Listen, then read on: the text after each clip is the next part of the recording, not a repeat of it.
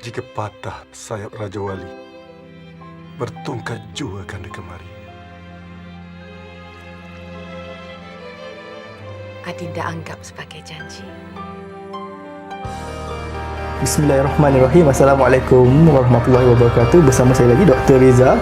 Kita sambung lagi episod 2 kali ini masih berkaitan Love is Hurt. Okey Dr. Ina. Jadi saya selalu ternampak dekat TikTok. Ini kita kena hati-hati sikit sebab bersama saya ni seorang wanita. Okey, selalu ada isu bila keluar makan dengan lelaki ni, perempuan tak tahu nak makan dekat mana. Dr. Ina, macam mana ni? Kadang-kadang nak makan dekat sini, tapi bila buat sini tak nak pula dekat tempat. Okey, Dr. Reza, sebenarnya kan soalan ni dia sampai ketua kita akan still bahaskan soalan nak makan dekat mana ni. Betul. Sebab nak makan dekat mana ni dia kompleks. Wanita ni, kalau saya boleh cerita dari sudut fisiologinya, organ otak wanita memang lebih besar sedikit daripada otak lelaki. Oh, macam tu? Ya, betul. Kalau kita nak kenal pasti dalam bidang forensik kan, kita hanya ada kepala saja, kita memang akan tengok saiz tengkorak dan saiz otak dia. Okay. Kalau otaknya lebih besar berbanding yang saiz standard lelaki, dia adalah seorang wanita lah. Itu cara lain. Bila otaknya besar, maksudnya fungsi-fungsinya akan lebih banyak. Lagi pula dari segi hormon sistem, wanita ni kompleks sebab hormon dia memang lebih banyak daripada hormon lelaki. Hormon seksual sahaja, hormon kewanitaan sahaja ada 4, manakala lelaki ada 2. Lelaki ada androgen dan testosteron, wanita ada estrogen, progesteron, lutein, ada lagi prolaktin. Kalau saya nak simbang memang banyak. Okey. So perkara nak makan dekat mana ni, kalau boleh saya ringkaskan, dia begini. Saya bagi tips lah. Mungkin kalau dah ada pasangan, boleh cuba pada pasangan. Okay. Bila berjumpa dengan pasangan tu, jangan tanya dia nak makan dekat mana. Mesti dia tak boleh jawab. Dia akan ada konflik-konflik yang seperti mana Dr. Reza cakap tadi. Tanya macam ni, cuba teka saya nak bawa awak makan dekat mana. Secara tak langsung nanti yang pihak wanita akan cakap, oh awak nak bawa saya dekat restoran A. Kita dah tahu dah. Lelaki dah dapat tips dekat situ. Orang lelaki ni dia very simple dan direct. So bila dia simple dan direct, you kata A, dia akan pergi A. Tapi orang perempuan, bila dia kata A, maksudnya ada A minor, A sharp, macam dah note music pula kan. Betul. So perkara makan tak tahu nak makan dekat mana ni memang panjang untuk dibahaskan. Tapi kalau once you understand the physiology of the brain, function, kita akan lebih mudah untuk berhadapan dengan situasi tersebut lah. Berkaitan hormon-hormon tersebut, Dr. Ina, bagaimana dia boleh mempengaruhi, mungkinlah saya tak tahu sebab saya bukan dalam bidang ni, bagaimana dia boleh mempengaruhi decision seseorang itu, especially wanita lah. Okey. Ada ke? Kalau dalam wanita, wanita ni dia akan berfikir perkara kecil-kecil tapi banyak. Kalau lelaki, dia akan berfikir perkara yang satu tapi besar. Sebab itu lelaki ada 9 akal. Kalau dapat kita petik ayat-ayat yang mana lagi cantik kan, lelaki ada 9 akal, satu nafsu, manakala wanita ada 9 nafsu, 1 akal.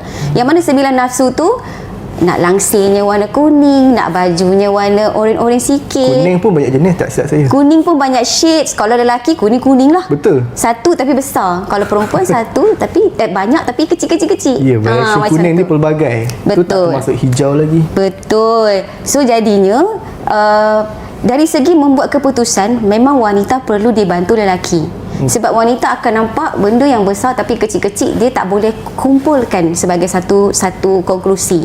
Manakala lelaki, dia akan nampak terus yang besar dan jauh. Jadi lelaki perlu memandu wanita dalam membuat keputusan lah. Okey. Right. Jadi berkait balik dengan lelaki memandu wanita, maksudnya dekat sini dalam membuat decision, saya nampak lebih kepada membuat decision lah. Boleh dikatakan wanita ni bila terlalu detail, dia akan nampak beberapa perkara kecil yang mungkin terlepas pandang oleh kaum lelaki. Okey, itu yang saya nampak berlaku apabila fikir lain, cakap lain. Macam tu kenapa pula Rina? Selalu berkias kan. Betul. Saya tak marah tapi sebenarnya saya marah. Selalu berkias macam tu kan. Okey. Ini pun kalau kita nak sembang dari sudut psikologi dan juga neuroscience, sebenarnya bahagian otak wanita yang lebih besar itu, dia di bahagian kognitif dan critical thinking tu sedikit rendah, tetapi processing memory kan, emotion itu adalah lebih luas. So apabila wanita bercakap, dia akan selalu memasukkan emosi ke dalam percakapan dia. Manakala lelaki bahagian kognitif ni, iaitu bahagian membuat keputusan, bahagian mempertimbangkan logik dan abstrak, itu adalah lebih besar. Jadi sebab itu lelaki adalah lebih baik apabila membuat keputusan. So contoh, saya bagi satu contoh. Isteri suruh suaminya pergi beli bawang. Bang, beli bawang besar. Okey, suami balik bawa bawang besar sebiji aja. Masya Allah, nak masak macam mana dengan sebiji? Betul. Jadi bila dengan lelaki, kita faham dia punya otak keputusan, maklumat-maklumat tu adalah yang lebih simple dan ringkas. Jadi kita perlu bagi arahan yang jelas. Beli bawang besar 1 kilo. Makanya lelaki akan balik dengan bawang besar 1 kilo. Tetapi kalau wanita ni pula, dia banyak benda lain dia fikir. Asalkan bawang, kau tak boleh fikir ke? Nak masak mestilah pakai bawang yang lebih banyak. Lelaki tak boleh fikir. Tapi perempuan akan fikir, nak bawang, nak serai, nak itu, nak ini. So banyak yang dia fikir, yang keluarnya cuma bawang. Begitu. Jadi kalau berkait dengan pemikiran wanita yang terlalu detail dan pemikiran lelaki yang terlalu simple, ia menjurus kepada psikologi. Betul. Wanita dan lelaki. Bagaimana elemen-elemen inak yang boleh kita terapkan? Yang ini menarik. Yang ini kalau kita faham neuroscience dan kita faham ilmu Islamik sedikit, adalah sangat-sangat bagus. Okay, seperti saya kalau nak sentuh inak ni sebab apa? Kalau kat posting yang saya tengok juga ada berlaku kes penceraian dan sebagainya. Jadi bila dalam sains ni, of course kita kena relate balik dengan inak lah, saya rasa. Isu semasa seperti putus cinta, penceraian, bunuh diri ini memang sangat-sangat membimbangkan lah sebenarnya. Okey, saya petik dalam satu surah An-Nisa ayat 34 sehingga 36, tapi saya bacakan sedikit lah. Okey, kaum lelaki adalah pemimpin dan pengawal yang bertanggungjawab terhadap kaum wanita. Seperti mana yang telah tertulis dalam Al-Quran, sebenarnya kita dah tahu bahawa kaum lelaki ni adalah dominasi kepada decision making, pembuat keputusan. Dan sebenarnya memang kita dah tahu khalifah di bumi, di muka bumi, Khalifah Ar-Rashidin kaum lelaki, belum ada lagi yang perempuan. Walaupun sehebat mana pun seorang wanita tu menjadi seorang ketua, menjadi seorang pemimpin, masih lagi lelaki berada di atas dia. Sebab fitrahnya begitu. Allah memang menentukan lelaki dilahirkan sebagai pemimpin. Kerana apa? Selain daripada otak di bahagian kognitif ni yang lebih kita panggil apa, dalam dan efektif untuk membuat keputusan, testosteron adalah sejenis hormon yang pada lelaki yang memberi kestabilan kepada dia. Wanita pun ada testosteron, tapi tidak sebanyak lelaki. Lelaki memang main hormon dia adalah testosteron. Ini adalah hormon kestabilan yang mana membantu lelaki membuat keputusan dari segi maturity, dari segi experience, memori kan, dan pertimbangan logik dan abstrak yang seperti saya cakap sebentar tadilah. Okey. So bila seseorang manusia itu memahami ilmu macam kita sedar lelaki adalah sebagai pemimpin, maka lelaki perlu menunjukkanlah ciri-ciri sebagai seorang pemimpin. Dan sebenarnya ayat surah An-Nisa ayat 34 tadi, dia ada sambungan lagi dekat bawah menceritakan tentang tanggungjawab lelaki. Jadi bila kita seorang lelaki memahami tanggungjawab dari sudut Islamiknya, naklinya, kita haruslah menjalankan secara amanah lah. Maka kita bolehlah katakan kalau diamalkan dengan betul-betul, isu penceraian itu bukan satu yang membimbangkan lagi, kan? Boleh diselesaikan. Betul. Dan dalam surah tersebut lagi menariknya, surah An-Nisa ni kan surah untuk wanita.